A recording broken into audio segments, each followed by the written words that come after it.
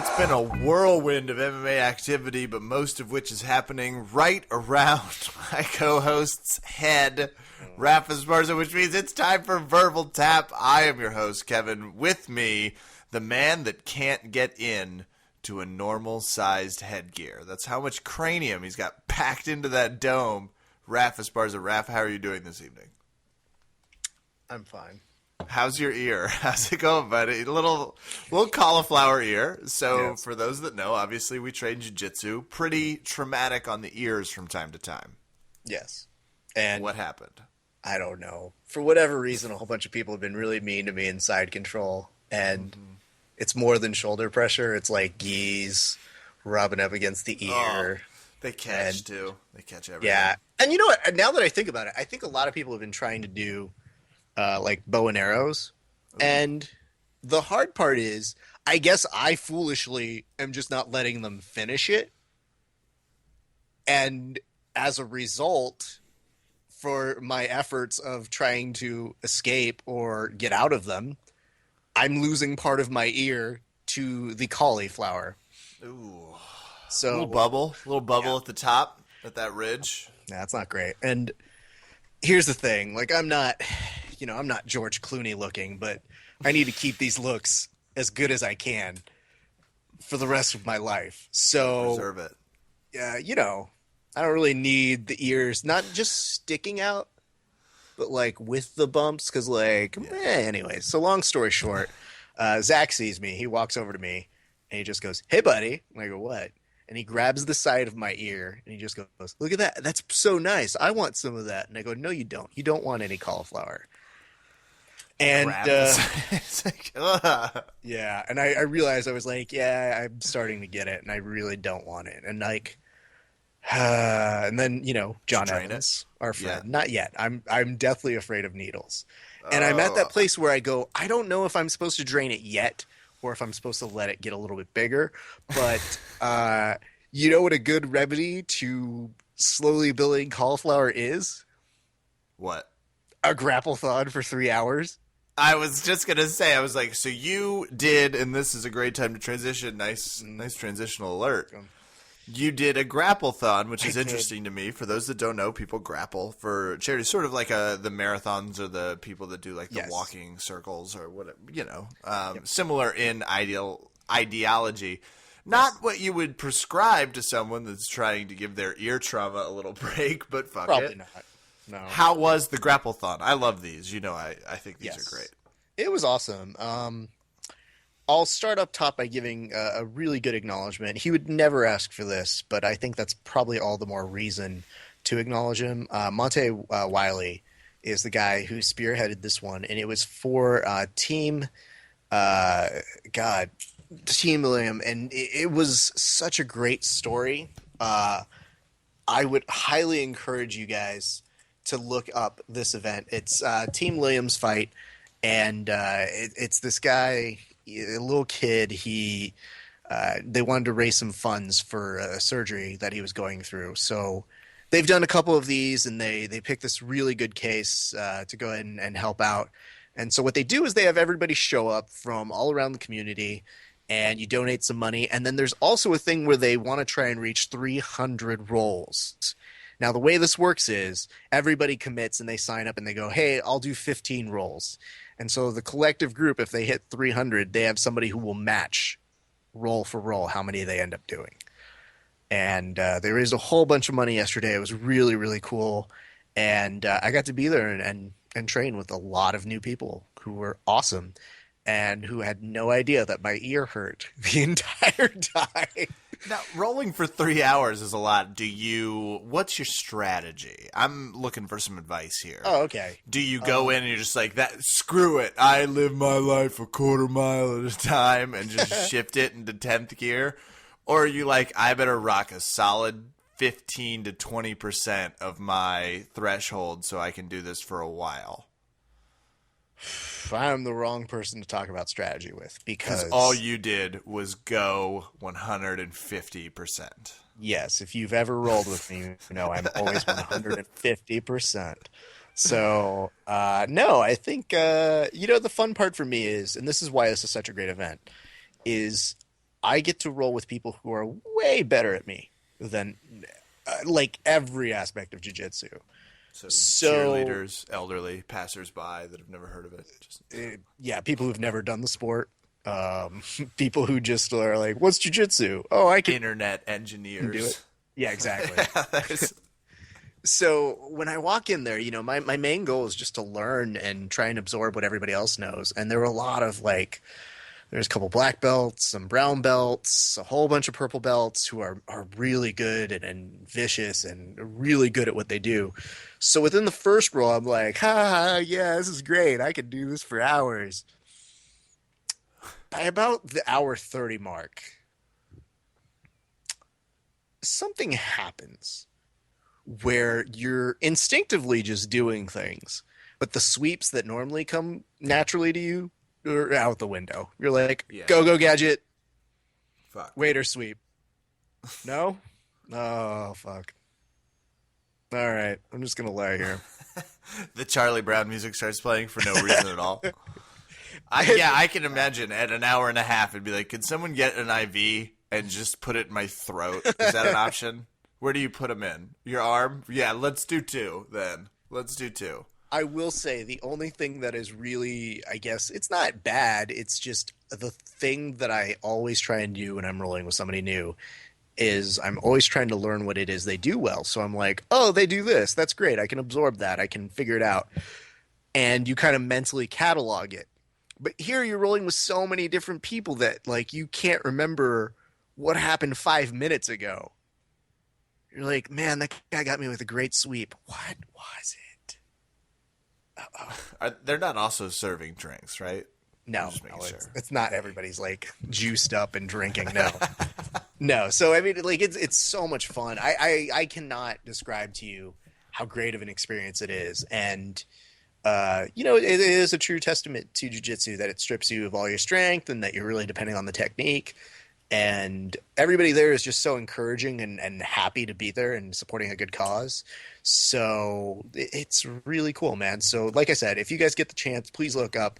His name is Liam Stark. You can find out more information if you guys want to go ahead and give a little bit of money to it. He's got a great story. I would highly, highly recommend that you read the article because I could never do it justice. But it's a good family and good people who deserve your attention and at the very least, if not, some donations their way. Absolutely. Grapplethon. Cool stuff.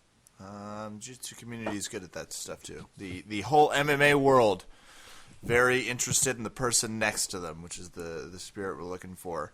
Speaking of, Raph, you found an article. You didn't find, I guess. We frequent the Reddit BJJ community. You and I and the MMA. That's right, you did. We hear what you say about us. We've seen it, and frankly, it could be nicer. Well, we're just most of gonna it's throw true. that. That's the best part about it, reading Yeah, it. no You just read it, discrepancies go. with the fact, but That's fair. Yeah, you got us. All right, whatever. No. We are good with the Reddit community. And one of the things I really like about it is when they really get behind something, they pour all of their heart into it. And yeah. I just found this article, and I kind of wanted to get your thoughts and notes on it. But there's a guy on here who said that he ends up skipping training because he gets really anxious an hour before training. They get really excited to go train the whole day, and then maybe like right before they start coming up with excuses and end up not going. So I guess my question to you, Kevin, is have you ever experienced anything like that? Without question. The hardest class to get to is the first class, then the second class. And it happens when you experience, if you've ever experienced an injury or had to take a month off training or more than 2 weeks, really, it seems like, of course you've had this anxiety. Because jiu-jitsu, it's an intimidating sport. Like, this isn't taekwondo. I mean, please send all taekwondo comments via PhillipsKevin1. I'm glad that you're doing it to yourself now. That's good. Yeah, well, I thought I'd preempt you because it didn't seem right to insult them and then make you give out the information. It's a real sport where people do real stuff and it takes courage. And that's also why it's so rewarding. It's like anything in life. It's always easier not to do it. But I've absolutely experienced that. So I will say I don't experience it all at my home gym. I don't have any anxiety to go in. Normally, so if that's helpful. Though I certainly understood it in the beginning. Is this something Now, you train at a ton of gyms. Yes. And I think it's difficult to go to other gyms. I just trained at a different gym in Austin, and sometimes I absolutely felt nervous. How do you manage the stress with a lot of different gyms? I just remember how much I suck, and that if I walk in, what's the worst thing that's going to happen? So it is very, very refreshing to go into a gym. And I think the hardest thing that most people think is when they go to a new place, they think they have to be great at jiu-jitsu. Yeah. And that's the biggest misconception you have is everybody's there to go train. And I think that anxiety comes in different forms for different people. But I remember when I first signed up for jiu-jitsu, I had to throw myself in there because I knew I would get too much anxiety if I just waited outside and went to the gym. And then there were a couple times where I was like, yeah, I'm not going to go because I got this thing. Yeah. Laundry, I should do that. Yeah. Yeah, I'll do that instead. And I had this long break, I guess, in between when I was really first starting. And it was weird. You get really anxious to get back to classes. But I think the things that really, really helped me at the very beginning were I'm a stand-up or a comic by nature. So I would go crack jokes with people and get to learn people and ask them questions on how they could help me. And everybody was super helpful. And I think the thing that really pushed me to get over any kind of anxiety was the moment when I realized how much I loved the sport. And I would just remember that every time I'd go to a class. I was like, man, I really like this sport. And it would carry over into conquering any kind of anxiety. But that was just work for me. I don't know that it works for everybody. What was something that you did to kind of get over, like when you're training at different gyms, what is something that you're thinking about when you go in? I just remind myself I know how to tap. And okay. It's like, hey, I know how to tap. Fuck it. What's the worst that could happen? And for example, like just my most recent experience, and this is where I say going to other gyms makes you better. And for the simple science of experiencing other jiu-jitsu makes you better. It doesn't even have to necessarily be a foreign gym to you. I mean, when Andrew, my instructor, went back to Brazil for 2 weeks and came back a monster. And it's just because he was rolling with all those black belts and getting to experience different people. I feel like that happens at tournaments. It happens at the things like grapple-thons. It happens when you go and you roll at gyms that you're not familiar with. It makes the backstep even easier. Lex Friedman just posted a really cool article about this, about breaking your comfort zone curve. He always posts really cool stuff. So just a shout out to the Take It Uneasy podcast, Lex Friedman over there. But I found it only gets easier with time. And I will say this. So me and Chris, one of the purple belts I was rolling, I wasn't going to brandish that I was a purple belt because it was no-gi and it just didn't, I don't know. If somebody asked, I wasn't going to hide it, but I wasn't going to walk in like, I'm purple, let's fight. I walked in. When she was like, how long have you been doing this? I was like, oh, about 3 years. It's coming on this. She's like, I'm sorry, what belt are you? And she asked me, and I said purple. She was like, oh, cool. And then she introduces Chris, and she goes, he's also purple belt. You guys are both purple belts. And I was like, oh, you weren't supposed to tell everyone. I was going to keep that hidden. And he said to me, he goes, I actually wasn't going to say it either. I just got mine, and I do not need that kind of pressure. So it's just like, even the more experience, it just like, it gets you immediately. It's like, oh, just a simple blue belt over here. Hanging out.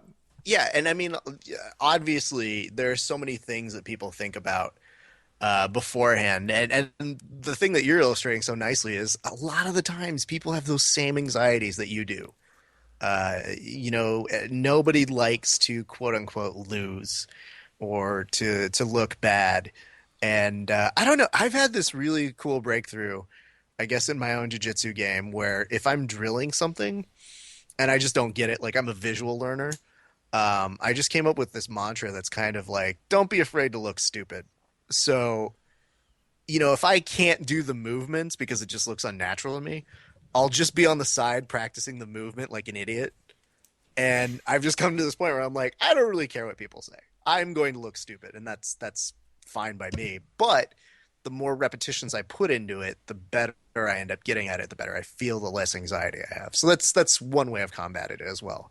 But somebody put this up on the Reddit forum, and I think this is absolutely 100% true. And they said something my instructor said to me recently that kind of stuck. The academy needs you to be there at least as bad as you need to be there.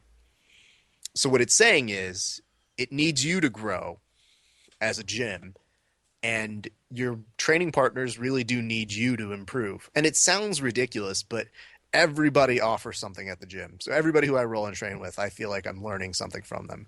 Or at the very least, I have maybe a little something, an insight that I can kind of give them. I was just telling Kevin today, I totally gave away to somebody who's really good at our gym how to finish a darce on me. Like, just gave it to him. Like, present, here you go. Not only told him I'm all how about to giving, but clinch it better, but how I end up escaping it. And I like right afterwards, I go, "Oh my god, I just totally gave him my blueprint." All right, cool. There you go. Have it. Because I don't know. It's just what you think about. So whatever. That's just us. I like that mantra, and it sounds like the very least everyone has it. So Yeah. Nut up, I guess, is the other part. Just like get in the car. That's usually my other. Just get in the car. I'm going. I'm glad that like whatever you do. your like last mantra for this segment is nut up. Don't be weak. Tough review. Yes. 1 week from today, Raph Marza. I'm not as good at the transitions as Raph might be. Not. Don't hit the breaking news plug. I just scream what's next. Tough review is coming up. I could have tried something clever. Like, what? Not 1 minute? No, I'm just saying it again. I was really excited to see where that was going to go.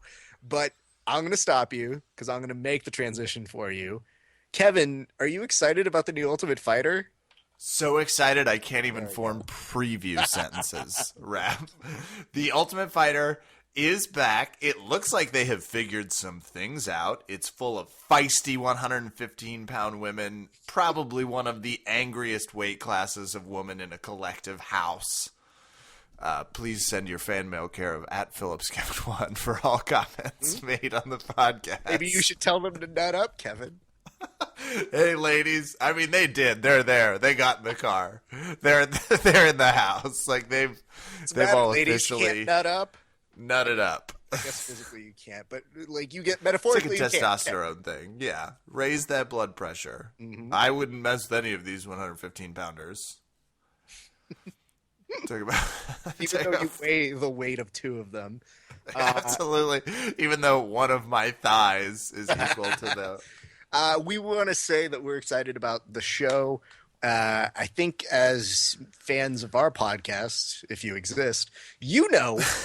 Both of you pay attention. That's right. This is for you.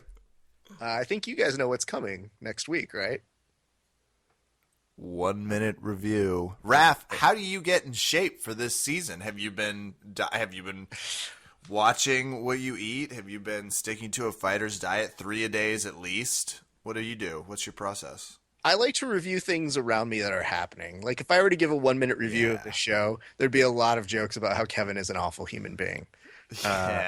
There'd be a lot of impression of like Kevin saying things like, I don't know how to make transitions, but whatever. My voice is loud and I still do whatever I want. My name's Kevin. That's fantastic. Maybe a 1 minute review of Randy Couture's dance moves would be really helpful. I'm not gonna lie. I might watch. Oh fuck. Yeah. We're still calling it Dancing with the Stars, right? It's never they haven't changed the name. Okay. It's never been, but it's Dancing with the whoever's closest around us, and they are bringing Randy Couture onto the show.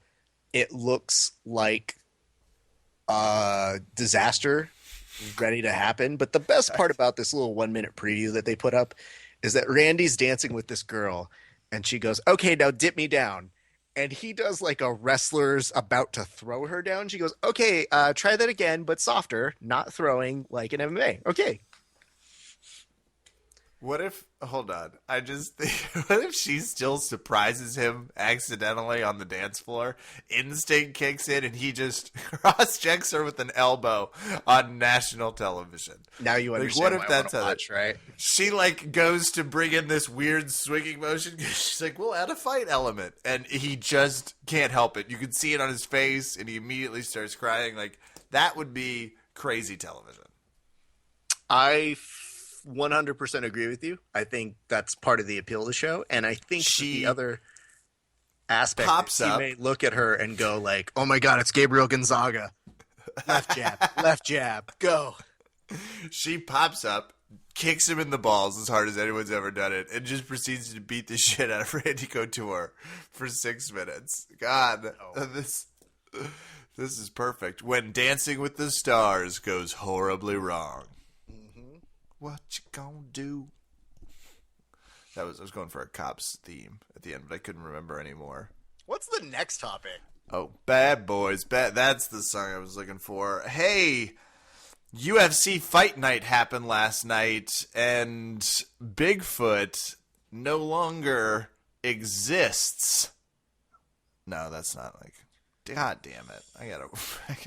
Maybe I should, next time I'll write down some transition sentences. I don't know that that's gonna help. Okay. Andrei Arlovsky TKO's Bigfoot Silva in round 1. Yes. I do appreciate how much slower you were going to try and get the transition language to go. Yeah. Can we admit something to you guys? I think it's fair to be forthcoming about this, Kev. I think the best remedy for this is honesty. I was going to say shut the fuck up and just pretend like we saw it because no one else. We didn't see it. We didn't. There's too much shit. I mean, look, here's what... Yeah, I've got a lot of integrity. No, I would love to say I saw this fight. I saw a Vine of the fight, which is almost the same thing. We saw the moment that mattered. But, don't you feel that some of this... I guess... I don't know. I don't know where to take this because... I feel like we're those MMA fans who are going to bitch no matter what.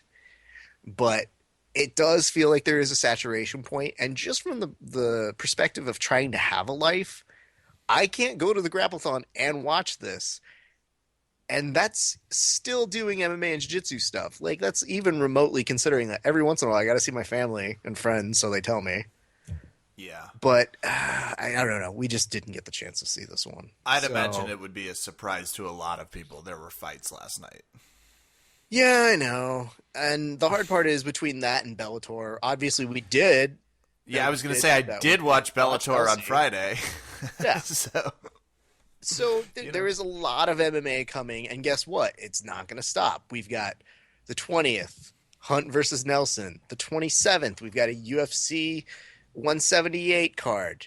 Then the following week, October 4th, there's 2 cards. And then we get a 3-week reprieve. So it's a lot to do. And we love the fact that this is giving the fighters more opportunities. But for right now, we just had to stick with the Vines. Also, it was on Fight Pass, and Kevin does not own Fight Pass. So that's another story. I think it's pretty much the same story. Me and most of everyone else in the world doesn't own Fight Pass. But speaking of Bellator, we are about to talk to our man LC Davis, coming off a big knockout. Raph, you ready to jump on over, chat with him? Yes. I don't know where we'd be jumping on over to. I don't know where. Is it like a Super Mario Brothers jump? I've been playing a lot of Mario Kart. Oh, that's the answer.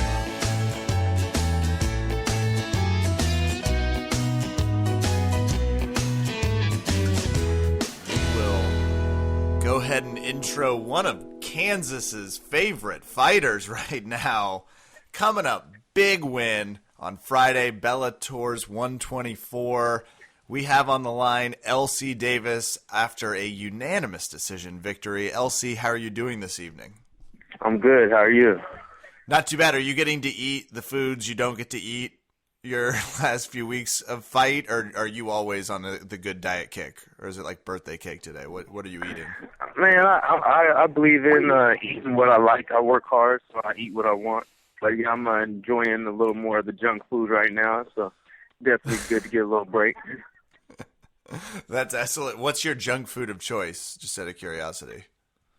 Today I'm at a barbecue, at a friend's barbecue with Jason High and his family, and got the Western Chiefs game. I've been tearing down some sugar cookies that was here, and had a little cake as well. So Some sugar cookies is my favorite. So it's barbecue, it's sugar cookies, it's watching the Chiefs lose in devastating fashion. Oh my gosh, yeah. I just said, oh, right when you guys were calling, I watched the last play. So, I was literally going to text you. We might need to delay this 15 minutes. Oh and then man, I would have been totally cool with that. Then they called I the was sitting fumble. there, And I you was said like, you're about to call. I was like, oh man, hold up, the game. They might Gents, score. If I may interject here as the person who doesn't have to live with this shame, are you guys used to this by now, though? Like, isn't this something that you've had to live with your whole life? Yeah, I'm used to it. I'm a diehard Chiefs fan, so I'm gonna ride with them either way. Last year was fun, but I think this year is gonna be rough. I'm okay with it, but to end on a fumble, yes, to your point, Raph, we're pretty used to it. Oh, okay, I just wanted to make sure. And you know what? Credit to you, LC, because this is what makes better radio, is to talk with you when you are highly emotional. So you and Kevin are going to be pushed over by the rest of this interview. But no, seriously, non-football stuff. Tell us where you're at, man. Like, how you feeling? It was a great fight. A great credit to you and your team. How are you feeling today, 2 days afterwards? I feel good, man. It's good to be home, back with the family and friends. A little sore, just like had a hard workout, so nothing major. I don't have any injuries or anything. Just a little sore muscles. Like I had a tough workout, and just happy to be home in winter, Yeah, he didn't inflict much damage, so I assume you're pretty good. Well, I hope I inflicted a lot of damage, but I didn't take much damage, so yeah, I'm pretty good. Yeah, there you go. I think Kevin poorly stated that version of it. But yes, no, he didn't seem like he looked like he was inflicting a lot of damage. He was definitely no. He was definitely busy from the bottom. And this is something I want to credit you and Travis with, Travis Connolly, your jiu-jitsu guy, our friend on the podcast, which is, I think you guys taught me a valuable lesson as a jiu-jitsu practitioner, which is when people are going for your legs or your ankle, the most effective escape is to punch them in the face. So, it was really cool to see you transition so well. Can you talk to us a little bit about that? Were you ever in any danger when he was going kind of for your feet that entire time? Yeah, like I gotta give credit to Travis Connolly. He's helped me a lot in those situations. And actually the most effective technique is probably jiu-jitsu technique first, but if all else fails, then you can punch him in the face. So I had to do that in several occasions.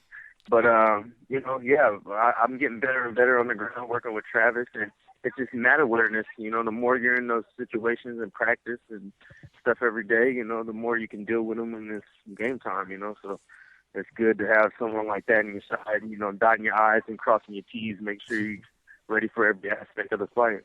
I was telling Kevin off air, I was like, the beautiful part of why it was so effective that you could kind of stick and move was your transition work. Had that been something that you were working on, or, was it just kind of something that you were experiencing mid-fight that you go, oh, I see what this guy is doing?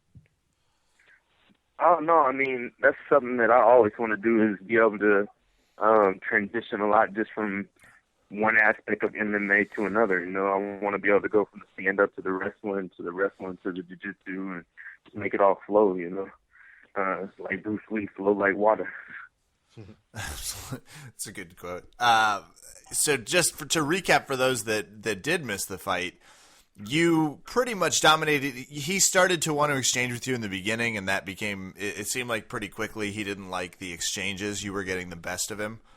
So you took him down pretty aggressively. He spent a lot of time. He spent basically the next 14 minutes of the fight on his back, losing blood slowly and surely.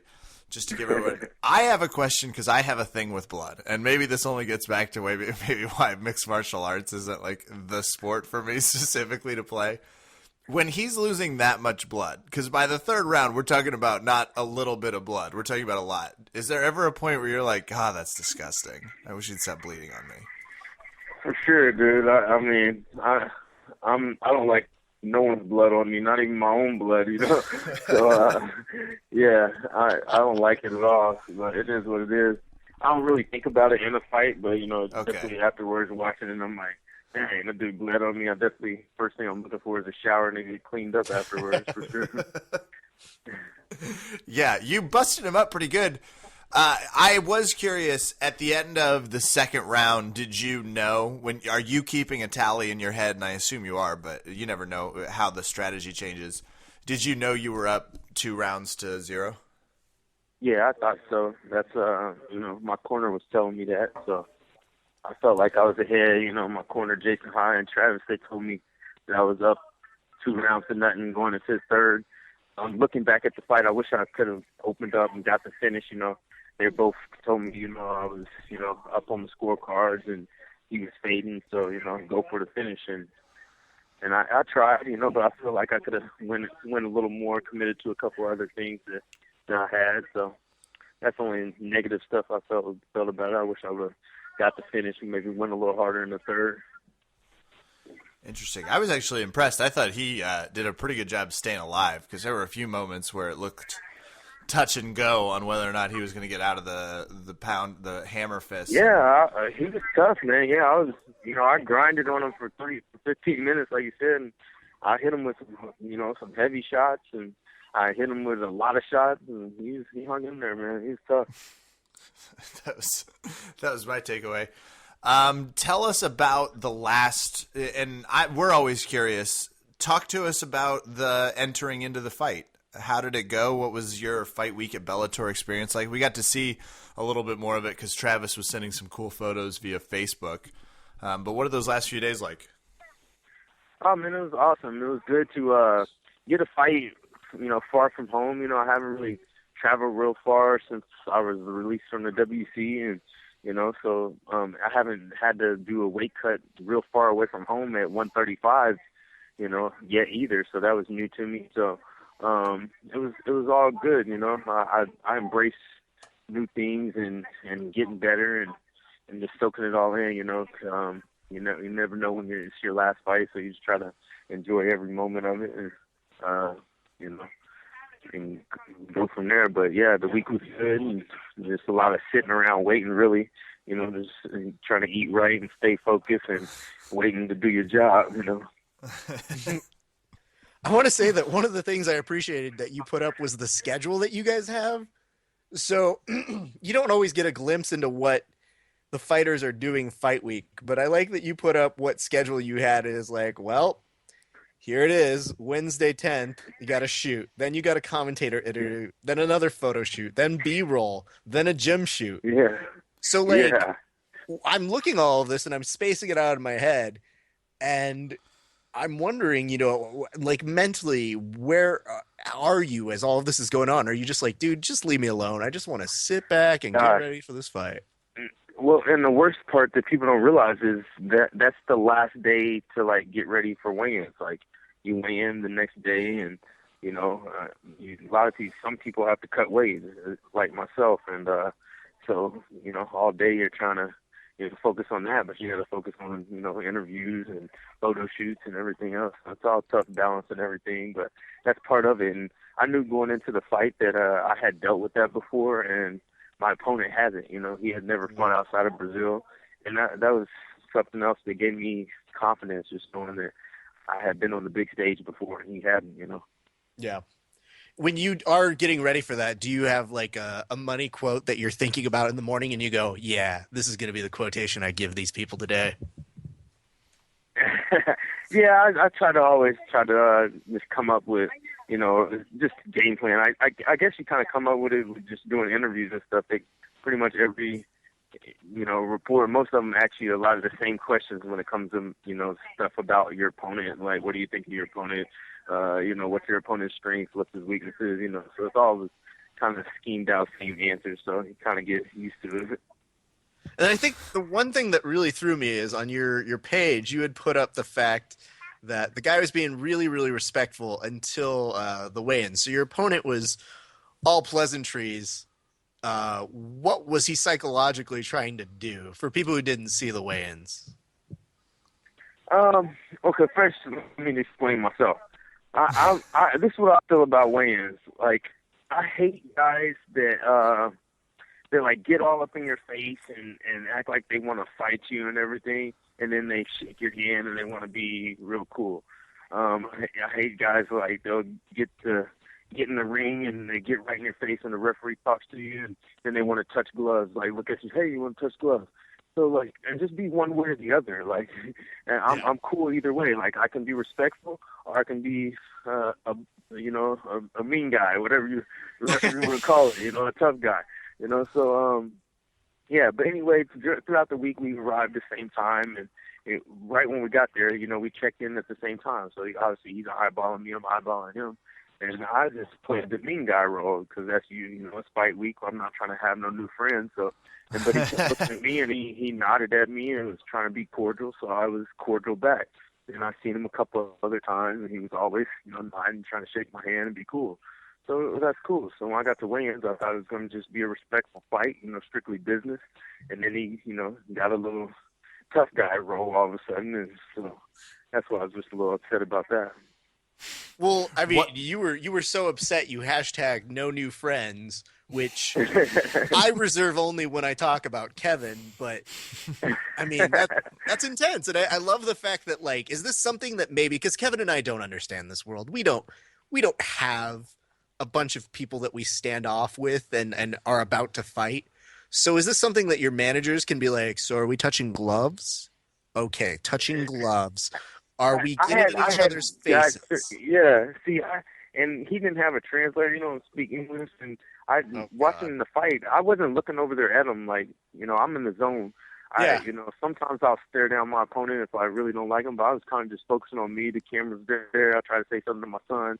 And then when I did finally look over, all he kept doing was like, wanted to touch gloves, and I watched the video when I got home, and he looked like he was nervous, and he wanted to touch gloves and be buddies with me in their cage. So I was like, I had already had it in my mind, and I was like, man, I ain't gonna touch his gloves, but he looked so like adamant about touching gloves. I was like, okay, I'll touch his glove, So, but, spouting something in Portuguese. Yeah. Tell if he's... I like it's just like I said.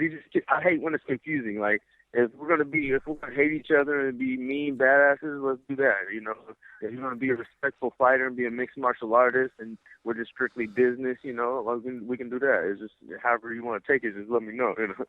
Just put it in writing, and we'll be good, everybody. Yeah. I like that rap also that the agents have to pre-contract it out. I mean, that's kind of where we're headed. It's kind of like a divorce settlement that you like go through and go, well, who's keeping the dog? Okay. Who's going to get to do the thing where they touch the nose too close? And it's a little weird, but it works. Yeah. That's what I'm saying. Like, once you get that close, that's a little too close for comfort for me. Like, that's the thing. Like, face-offs are kind of awkward, man. Like a lot of guys just do it for like, oh man, this is cool. I'm gonna get a cool face-off kick. But for me, it's real emotional at that point. Like, once it gets past the weigh-ins, for me, it's like this guy is trying to beat me up tomorrow, and like I'm trying to beat him up. Like, I don't know. Like, I'm not too friendly at that moment, and some guys just, I don't know. It's different for them. But yours is the only industry in which they do that. It's not like in like 9-to-5 jobs they go, hey, the two of you guys are up for the same promotion. All right, pose off. Yeah, exactly. That would be so bad. I never thought of it like that. But like in your world, it makes 100% sense. And yeah, I can understand. I mean, I get that there's a whole psychological aspect to it. So hearing all of this insight from you is fascinating to us because, like I said, we won't ever experience this. I won't ever know what this is like. So I think it is cool to say that, but it did seem like after the fight, what did you come away with in terms of a respect for his game, I guess, in the fight? Respect for his game, I thought his jiu-jitsu was better than I expected, and he was tough. He was very, very tough. Like, he was durable. I mean, he took, I like I said, I grinded on him. I beat on him for 15 minutes, and he took every bit of it, so he's a tough guy. But I expect him to be a tough opponent, I watched some of his videos. He looked like a good striker. He trains with a great camp with New Room, Most all Brazilians can do something on the ground. I know he had a good guillotine. The leg locks that he was, attempting over and over threw me for a loop. I wasn't really prepared for that, but, like I said, working with Travis, he kind of has me ready for anything. So, I just kind of adapted with the game plan and, did my thing. Absolutely. And were you wanting to strike? Because from the beginning of the fight, it really looked like you were like, we're going to throw some hands. Or was ground and pound the strategy? Because obviously ground and pound is where you spent 13 of 15 minutes. Yeah, I love boxing. I love training boxing. It's probably my favorite, most fun thing for me to train. And I'm always looking to showcase my hands and my improvements in my hands and entertain the fans. A lot of fans want to see stand up. But, at this point in my career, it's also important, no matter what point in your career, to get the win. No matter what, you just got to get the win. And I was fighting a guy that's relatively unknown, super tough, super durable. He had knockout power. He was on a 6-fight win streak and knocking guys out. And, he has a win over the World Series champ, Marlon Morales, but no one knows this guy on paper. I'm supposed to be the guy that's winning this fight. And, I had to, get the W. So. Absolutely. Well, it felt like a statement fight. Did you get any sense? And I'm always curious how this works. Did Bellator chat you up afterwards, obviously? Because pretty dominant performance, that tends to mean more fights in the future. What's the conversation with Bellator like? Oh man, it's good, man. They were happy with my performance. A couple of them told me, I'm definitely, top 3 or 5 bantamweights, and I'm probably going to be getting a big fight in my next fight. So I'm hoping I can get on the November 15th card. I think it's the last card of the season in San Diego. I was actually supposed to be fighting Marcus Galvo on this card. So I originally had a bout agreement to fight him, but whatever happened, I don't know. I ended up getting a new bout agreement to fight Joseph Rodriguez, but that's still a fight that makes sense. So, like I said, I would love to get that fight too. Absolutely. Very cool. I have to ask this, though. So I was a little disappointed in one thing, and it has nothing really to do with you, but it did affect you. Nobody talked to you after the fight. Yeah, that kind of upset me. I was like, man, I want to give a little shout out or something. Couldn't get no interview time. Because the hard part for me is when our friends, especially, don't get interviewed, they just yell incoherent nonsense at the TV, and that's what it sounds like to us. Because you still usually have a mouthpiece in, and I'm pretty sure I made that you were shouting out your team, but this is kind of how it sounds. And like the commentators are like, coming up next, who gives a shit about what he's saying? So I guess the thing I want to say to you right now is, would you like to do your post-fight announcement with us? Yeah, man, that'd be great. Okay. We could easily do this. Do you want to ask the questions, Raph? You got I'm going to go ahead and pretend to be fake Joe Rogan. Because, you're fake Joe Rogan. You're Diet Rogan. Yes, Rogan Light, if you would. So I'm going to go ahead and set you up with the questions. Just make sure that you are in the same mind space of when you are after a fight. So a little out of breath. That's your character, okay? Go run up a hill. Yeah. Like, go do like 50, 45, 50 pull-ups. Yeah. Because if anything on this podcast, we are known for our accuracy and historical recreation. So let's start here, okay? Guys, I am here with the winner of this bout, LC Davis. LC, how are you feeling right now? Did you think you were going to come away with that win? Man, I'm feeling good. I'm happy to get the win, and of course I thought I was going to come away with the win. That's insane. I am a bad interviewer. I don't know why I would ask you that question.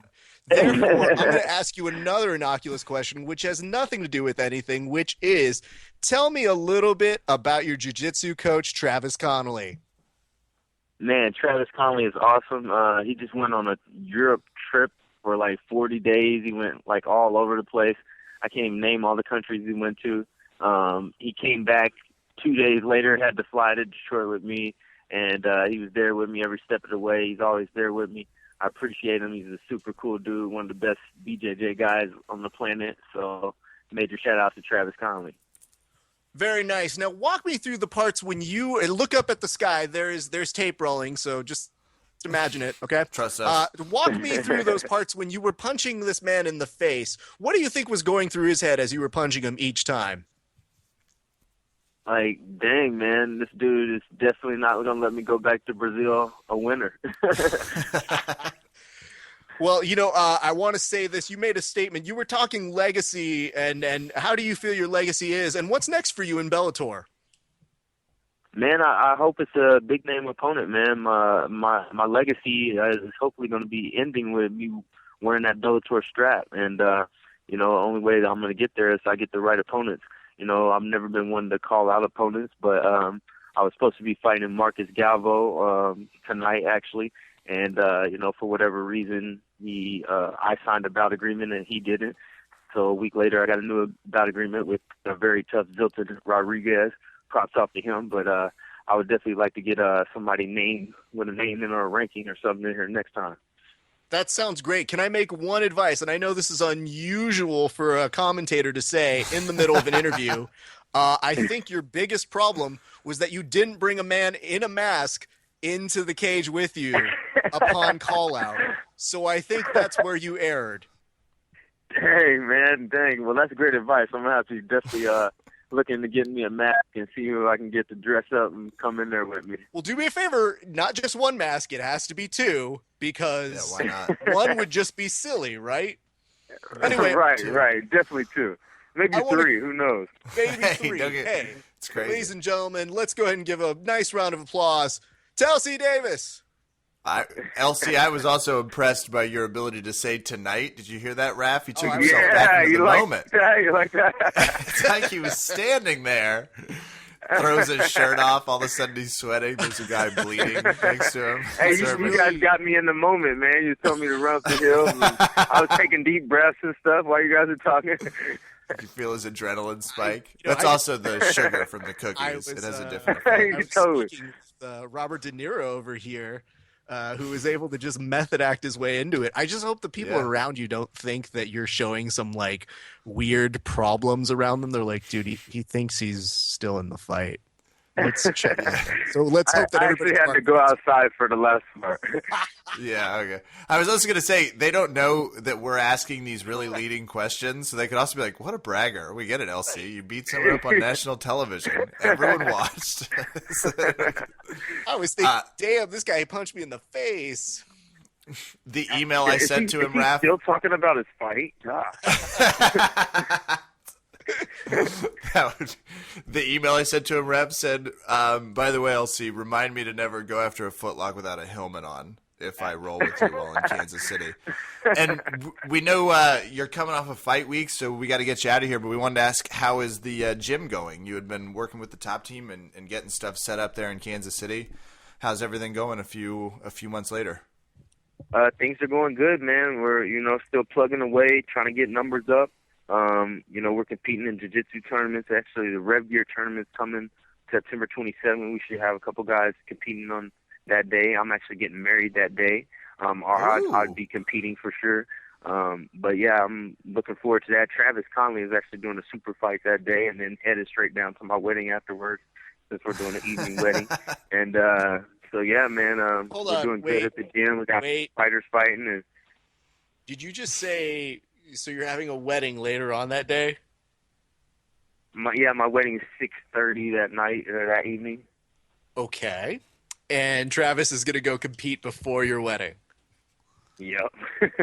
He's a beast, dude. He's always competing, traveling, doing something. Wow. So I hope you weren't like, hey, dude, I just need a quick favor. Can you bring some of the decorations over? Oh, no, man. I'm, crazy story. I'm in the finals of a big super fight going on. I think all he has is one match. He's just doing like a super fight. I don't think he's actually doing like the whole tournament. So he should be able to make it in no time, no problem. So. Yeah. It's not even a big deal. It doesn't even need preparation. It's easy. That's great. Well, LC, we were stoked to watch you beat up on Zilton Rodriguez for 3 rounds. Winner, Bellator 124. Big things coming just in that American Top Team out there in Kansas City. Ladies and gentlemen, one of our favorites, LC Davis.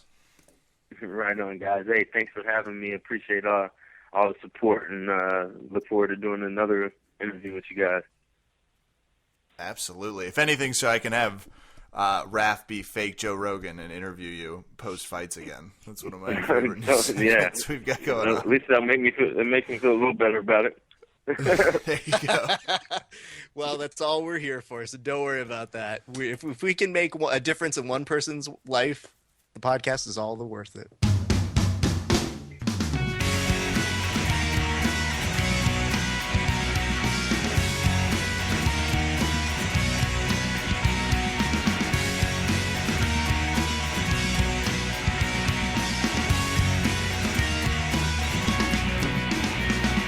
Great observation, Rafa Esparza.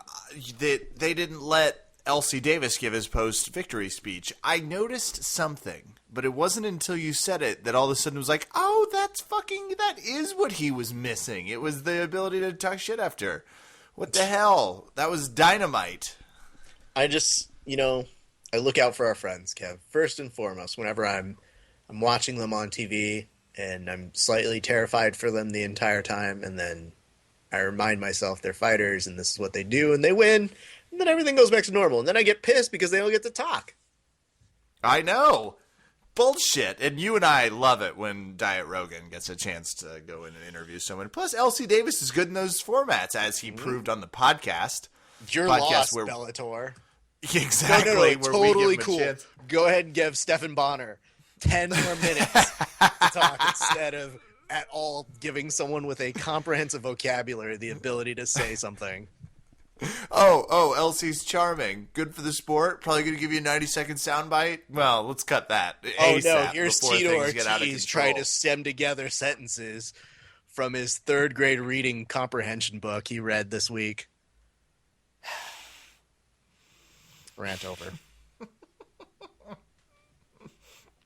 Well, postponed. We'll be back. Don't worry. For now. Yes. For this episode. For now.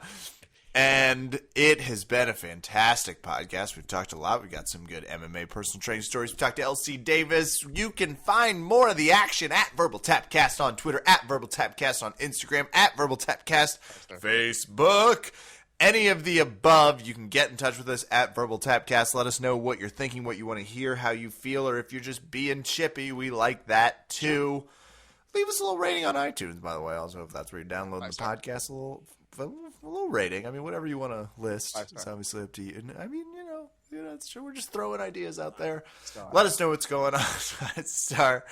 It's going to do it for us, so we are ready to do some shout-outs. AllStarBJJFinder.com, the world's premier jiu-jitsu site locator. Plug in your zip code, populate your gym, go and train all of your travel bitchiness out. You just shake it off like Taylor Swift would advise. And I think she knows jiu-jitsu, and I'm pretty sure she uses BJJ Finder. What? No. What? No. Okay, well, just hypothetically, all of those things could be true. BJJ and MMA Academy out there in Chantilly, VA. I've been traveling. Can't wait to get back to training with those monsters. In the meantime, I owe a thank you out to the Brazilian Fight Factory in Austin, Tejas. Affiliation to Checkmat. Thanks to Rodrigo. Thank you to Chris for the great rolls. And, of course, thanks to Gordo for throwing some recommendation out about his gym. Raph, that is all of the shout-outs that I have. Some great shout-outs. And thank you guys for hosting, Kevin. That's really awesome. I was really excited to hear that Kevin was going out and training at a new place. I get excited when you go to new places. It's fun. Yeah. I build style. Yeah, I feel I get nervous when, that anxiousness. It's like, oh, Rev's going to Shanji's seminar tonight. Can't wait. Or Levato's, all those things. Is Raph going to be okay? Raph, are you okay? No, Kevin. They hurt your me. ears. They hurt coming me. at you with the needle. Right? I will say this. Okay, I got popped in the eye. It's been a glorious week for me all over the place. But I got popped in the eye by somebody's knee. And I will say this about my gym, which is Valley Martial Arts Center. V Mac Mac Mac Mac Mac Mac Mac Mac me Mac V Mac. Every person who Musical. saw me walked up to me and said, "Who did this to you?" And I'm like, "Guys, we're not the mafia. It's fine." They're like, "No, who did this to you?" And I'm like, "I'm fine. It's fine. It was an accident. I don't think anybody intentionally kneed me in the eye. And if they did, dick move. But I don't think they did that." Probably And not. I'll say this about other gyms, Kevin. I went to go visit our good friends Higher Ground over in Hacienda Heights, Roland Heights area last Wednesday. Or as a stoner calls it, just the ground. And those people who have become good friends of mine as well, they looked at me, saw my eye, and said, "Who did this to you?" Every person I've run into at a different gym, even at the Grapplethon, said, "Who did this to you?" I love that there's this accountability in jiu-jitsu of making sure that things are always on the up and up. So to everybody, I want to say thank you guys. I'm fine. It's just a funny scar. And I will say this. So the fiance, when she freaks out about like bruises or cuts, especially in the face region, because she's like, "I don't care, whatever." She But knows if it where the happens money in the is. face, that's my one rule. So I walk home and I see her and I go, "Babe, I'm going to tell you right up top. Look at my eye. I'm okay." And at first, she's about to freak out, and then she just goes, "Oh, okay." The next day, she goes, "Oh yeah, now it just looks like you're wearing eyeshadow." So this whole week, she has been making tons of jokes, being like, "Well, don't you want to do the other eye now too? I've got some eyeshadow we can try out if you want to do that." I'm like, Ooh, little matchies. God Maybe damn it. bring out some green undertones and This those is- Latino eyes. I really realized as I was saying it, you were the wrong person to talk to about this. It wasn't quite apparent for whatever reason as it was going out of my mouth, but then it really hit. So, yes, that's exactly it. You idiot. Well, So I Works want to for go ahead me. and shout out everybody at the gym. And you know what? This week, let's go ahead and shout out my good training partner, Marlon. Marlon's been a blast and a half, and just a really, really cool training partner, and is always telling really, really funny jokes. Like he has one of the best senses of humor outside of jiu-jitsu, in terms of like cracking up and then telling you a terrible joke right afterward. That's like so offensive. It's amazing. So kudos to him, Marlon. Hey, have you guys been watching Around the Mat? around the mat, of course they have, right? That's right. You better, you fucks. We've been editing it and making it good. We want to say thank you to everybody who's watched it. We hope you guys enjoy it. We have some exclusive footage from Metamorphs 4 that we're so excited that you guys are finally getting to see. And we want to thank our friends for helping us find that footage over at Systems Training Center. So, of course, Marcus Koval, Vince, our good friend Doug, all of you guys, thank you so much for helping us get that footage. And also to our good friends at BJJ Training Journal, Amici, you're amazing, dude. So glad you were able to help us get all of that together. So thank you guys. I really enjoy it. We love the feedback. We've gotten some really nice notes from you guys who I think are enjoying it. Also, thanks to John Evans at BJJ Breakdown. That's the one. Boo. Whatever. Everybody BJJ get a training BJJ breakdown? No, there's a breakdown and there's a BJJ, but there it is. And John's doing some good stuff. He did the narration for one of our videos on the Around the Mat series. Don't worry, though. I don't think that's the last time you're seeing him on there. Just a heads up to those people who are excited about that sort of thing. I want to thank everybody Which at is no one. Grapplethon, which was amazing. My man Dave Gesselman, such a really cool experience to roll with him. He's actually making a really cool looking rash guard for VMAC that I think you're really going to enjoy, Kevin. It's really cool looking. So I want to say thank you to him and all of the good people over at Optimus Brazilian Jiu-Jitsu, Grant Collins, and all of his good people. It was a blast to roll with you guys. Thank you. I learned really a lot. I wish I could have asked 1,000 more questions, but you guys were very helpful with my training and such a fun time. And I also want to shout out one of my buddies, Andrew, showed me this really cool new drink. He actually looked at me and he goes, "Hey, are you talking energy drinks or something? And I was like, yeah, energy drinks are crazy. I don't drink a lot of them because they're all sugary and whatever. And he goes, no, this one's actually like without the added preservatives. Like it's really good. And I was like, oh, okay. And he goes, well, this is mine, but you can have it.